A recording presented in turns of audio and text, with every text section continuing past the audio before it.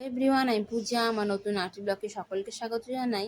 তো চলো তোমার সাথে আজকে শেয়ার করব কীভাবে আমি ডাঁটা আর আলু দিয়ে পাবদা মাছের ঝোল করলাম।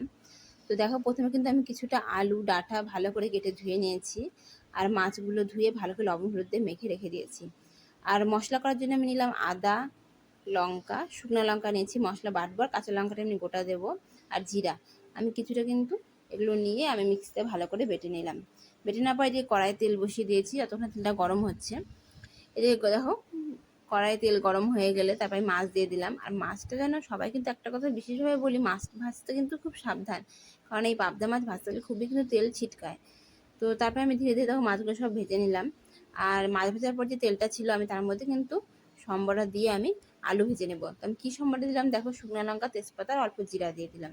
সম্বরা দেওয়া হয়ে গেলে এবার আলুটা আমি ভেজে নেবো। যতক্ষণ না আলুর ভাবটা কিন্তু লালচে লালচে ভাব হচ্ছে, ততক্ষণ আমি আলুটা ভালো করে ভেজে নেবো। তো দেখো আমার কিন্তু আলুটা ভালো করে ভাজা হয়ে যাচ্ছে। এবার আলুটা ভাজার পর আমি কিন্তু এর মধ্যে এখন ডাঁটাগুলো দিয়ে দেবো। আর ডাঁটাগুলো দেওয়ার পর ডাঁটাগুলো হালকা কিন্তু আমি নেড়ে চেড়ে নেবো। মানে এই ডাঁটা বেশি ভাজতে হয় না, একটু হালকা নাড়াচাড়া দিয়ে তারপর আমি যেটা দেওয়ার লবণ হলুদ এগুলো দেবো।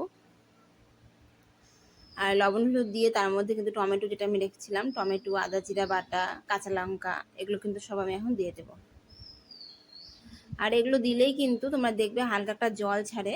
তারপর আমি ভালো করে হালকা নাড়াচাড়া দিয়ে আমি কিন্তু এটা হালকা কষিয়ে নিলাম, নিয়ে কিন্তু ওটাকে আমি ঢেকে দেব।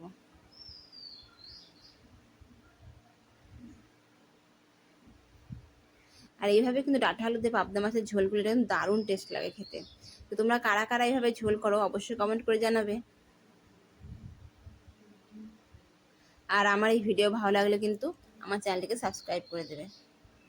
তো দেখো আমি কিন্তু এই যে আমার কিন্তু এটা ভালো করে কষিয়ে নিলাম।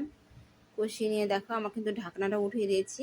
বেশ কষানোটা কিন্তু বেশ ভালোই হয়েছে। আবার হালকা একটু ঢেকে দিব। আর তোমাদের একটা বেস্ট কথা বলি, ঝোল করার জন্য বিশেষ করে জলটাকে যদি ফুটানো জল দাও, এটা কিন্তু খুবই ভালো হয়, ঝোলের টেস্টটা কিন্তু দারুণ হয়ে যায়। তো তোমরা যতটা চেষ্টা করে মাছের যে কোনো ঝোলেই তোমরা কিন্তু জলটা গরম করে দেবে। তো যে দেখো আমার ঝোল ফুটছে, আমার রান্না কিন্তু প্রায় কমপ্লিট হয়ে গেছে। ঝোলটা যে কমে আসলো, এই তো আমার এখন কিন্তু পাবদা মাছের এই ঝোল রেডি। আর লাস্টে দেখো মাছগুলো দিয়ে দিলাম। আর 5 মিনিট মতো ফুটালেই কিন্তু আমার পাবদা মাছের ঝোল করা কমপ্লিট হয়ে যাবে।